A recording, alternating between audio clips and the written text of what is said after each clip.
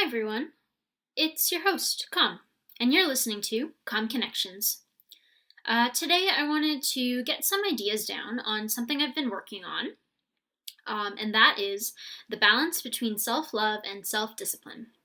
And I just wanted to get some ideas down, and I wanted to maybe just chat with you all about what I think I know about these ideas, and what I think I know about the balance between the two. So I use several different terms to more clearly operationalize the two. For example, self-love, self-compassion, and self-care I use kind of interchangeably, but self-discipline I mostly use that phrase throughout when I talk about it. A little backstory, I guess.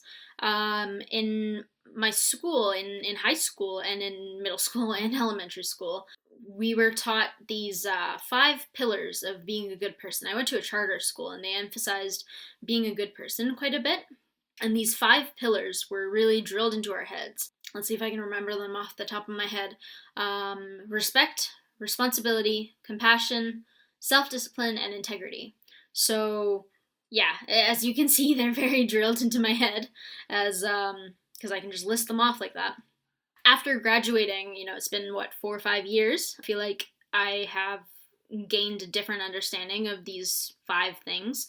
And today I wanted to talk about the reflexivity of 2 of them, so compassion and discipline. So I wanted to talk about self-compassion and self-discipline.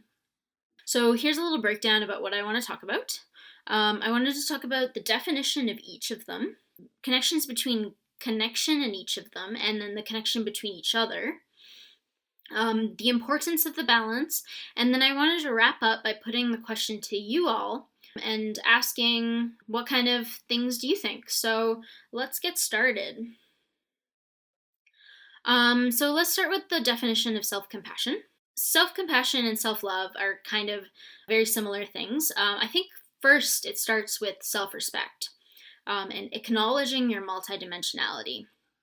And acknowledging that your behaviors, your thoughts, your physicality, your likes, your dislikes, all the things that makes you are valid, and that you deserve love and respect from yourself utmost and firstly. The operationalized definition of self-compassion is acts of self-care, because acts of self-care is where you would see self-compassion, and the act of self-care is the act of self-compassion, and it's just the way you would express it.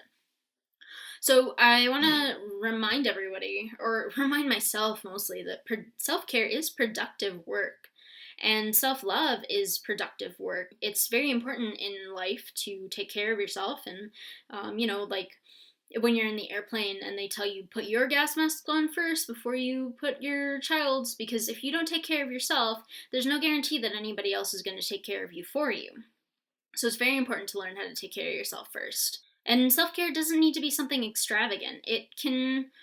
Some examples of self-care, for example, are listening to what your body needs. So hygiene. Sometimes showering can be self-care. Sometimes eating when you're hungry can be self-care. Sometimes sleeping when you're sleepy can be self-care.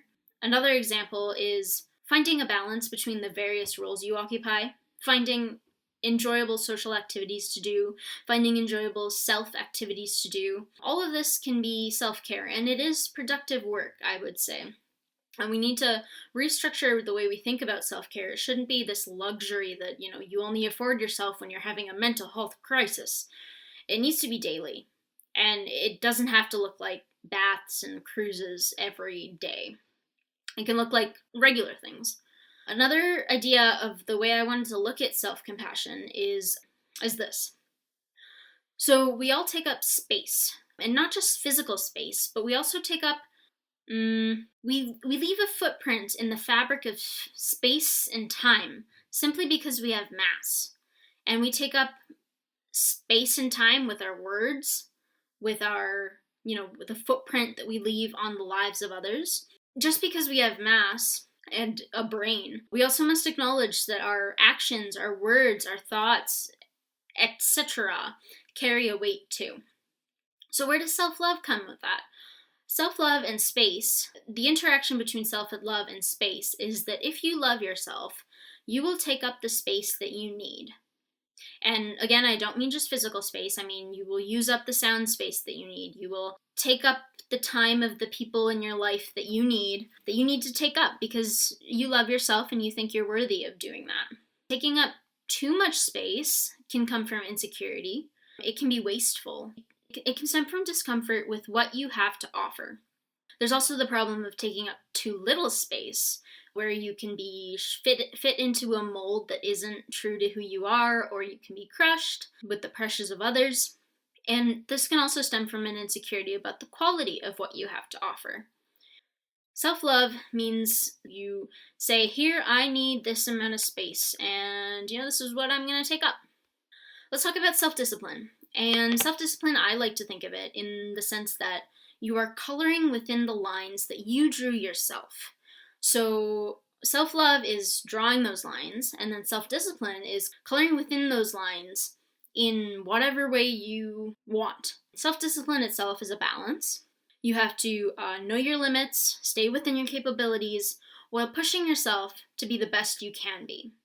That's a real balance, I'd say. One of my friends said that discipline equals freedom. So I wanted to dive into that a little bit because we didn't really talk about it too much. We just kind of nodded our heads and said, yes, discipline does equal freedom. But I think discipline does equal freedom in the sense that it allows you freedom to make decisions beyond impulse. It allows you to enjoy in moderation. It allows freedom from unhealthy attachments. And discipline gives you freedom to define your own worth under your own terms. And most of what I know about self-discipline came from dance. I found that I really could connect my mind and my body with my surroundings during dance. And that was really helpful to me because I was taking up all the space that I needed while doing this dance. Okay, let's talk about connection to connection. How does self-compassion relate to connection? Now, I'd say self-compassion, self-love, even self-care is the basis of true connection. What I'm saying is that yes, you can love another person without truly loving yourself. Some people say you can't, but I'd say you can because a lot of people do it. What you can't do is you can't accept the love that the other person has for you if you don't love yourself because you don't see yourself as worthy of that love. So for bi-directional connection, you need self-compassion and self-love. You need to think you're worthy of that love, and you need to think you're worthy of that love, and you need to think that you deserve to be loved and respected and prioritized, I guess. So without self-compassion, sometimes there can be like weird power dynamics. And I'm not saying that power is bad, because there most definitely probably will always be power, like in the workplace or, and you can connect with people who are on different power levels than you are. But when there is no self-compassion, no self-love, that is when abuses of power can happen. There are some cases where you can love yourself and you still get exploited, and that's awful, awful, awful, awful. But I feel like if power is abused or held above your head and you love yourself, you're less likely to put up with it. I also want to mention that people who love themselves too much, I don't like saying that because I don't think there is such thing as too much self-love. I do think there is this thing of self-absorption and, being self-centered and self-absorbed, and those people don't connect well with others either. I feel like self-compassion really allows for true self-connection too, because if you love yourself, you're going to acknowledge your needs, you're going to acknowledge your wants, you're going to acknowledge, everything about you that makes you you, and you're going to accept that. Or change whatever you want to change about yourself and love yourself even more because you changed it. So growth is something that is possible with self-compassion. So what is the connection to connection? So I feel like self-discipline involves a lot of boundaries and healthy boundaries you can make with self-discipline. If you are an introvert or an extrovert, and wherever you lie in that spectrum, you might need different doses of connection with others, and it can look different for everybody. But finding your healthy dose of connection and not going above that or below that requires self-discipline, I'd say. Self-discipline also allows you to know yourself, just like self-love does. This is the part where you can change yourself to be the best you can be.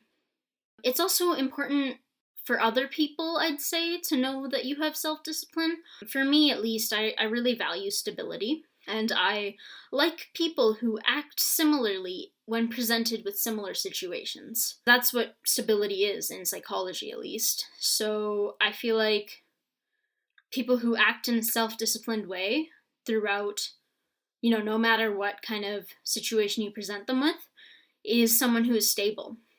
And I value that a lot, and I hope to embody that in the way I act as well. So what is the connection between self-love and self-discipline? I'd say they go hand in hand, because you have to be gentle but firm with yourself and with your life. As I mentioned before, you have to listen to what your body needs, but it's also important to not become a slave to addictions or cravings of the body. I'd say that it's important to remember that the mind is linked to the body. I'd say there's a growing movement towards mind-body monism versus mind-body dualism. Mind-body dualism is where the mind and the body are separate entities, whereas mind-body monism is where they are inextricably linked together. I find that we're shifting towards how the brain is made of physicalness, but our consciousness then must also be physical in a sense. I think what's important to understand here is that if you feel the body, you feel the mind. So let's talk about the importance of self-love and self-discipline and the balance between the two. Let's really touch on why the balance is so important. I'd say if you have too much comfort and not enough conventional productivity, so let's just call it too much self-love, and like I said, I don't really like saying that, but too much, self-care, and you're being too lenient with yourself and you're not being disciplined enough. What are the dangers of that? So I'd say that you can risk leading an unstructured life, and you can be susceptible to addictions and attachments that are unhealthy. You also really risk having nothing to say for the fruits of your labor. It's very lucky to say that the work that I put in will translate into the fruits of my labor, because I know it's not the same for everybody. I know there's a lot of exploitation around the world, and you can work every day 12 hours a day minimum and still not make enough to feed your family. So I'd say for the fortunate, this is true, because if you don't work hard, you won't get where you want to go, for the fortunate. So I wanted to make that distinction. I am one of the few fortunate people out there who know that, my hard work will translate into having a good life. So the other thing that you can have is you can have reduced self-esteem if you don't work hard enough, because you're not accomplishing as much as other people, and I'm not saying you should compare yourself to other people, but it's hard not to when you're exposed to other people all the time. Another thing is that if you don't have any goals, if you don't have any targets to achieve, you're kind of, ambling through life. I watched a TED Talk recently. I'll put the link in the description below. But I watched this TED Talk that was like, a lot of people that are happy with their lives are happy because they are doing something that they find meaningful at work. So making a meaningful difference in the lives of others, or their lives, or the environment, or something. They are doing something that they find is meaningful. And if you don't have any goals, you don't have any targets, then, according to this TED Talk, you won't be as happy, because you're not living your life the way that you want to. All right, so let's talk about what are the dangers of having too little comforts, or too little self-love, and too much conventional productivity, or too much self-discipline? Well, you can push yourself too hard.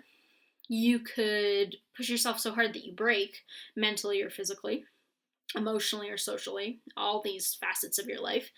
Remember that the first time you do yoga, you don't drop into a split, because your body isn't used to that, unless you're like a baby and you have a lot of flexibility. But I digress. If you're an adult and you've never done yoga before, you can't really do downward dog as properly as you could. But the emphasis of yoga is to, work at it and get better. So another danger is that you don't get to enjoy the fruits of your labor. If you work really hard and you don't enjoy what you work hard for, what's the point of working hard, I'd say? You risk straining your relationships. So you see this a lot with people who really work hard and then sacrifice their family life for it, even though they want a family.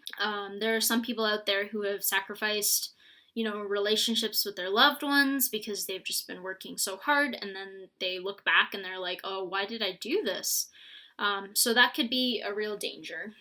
Okay, so the last part of this podcast episode that I wanted to talk about is ways to achieve that balance. It helps to structure my time.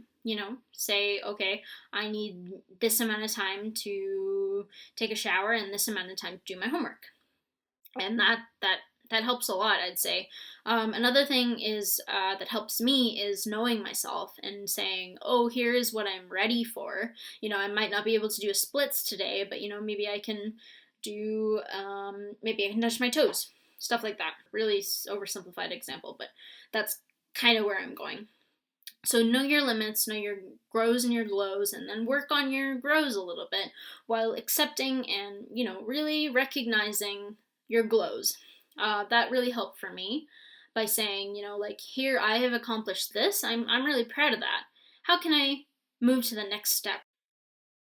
I want to acknowledge effect of nature and nurture on my reality and how my nature and nurture, my environment, and my genes have affected how I see these two things.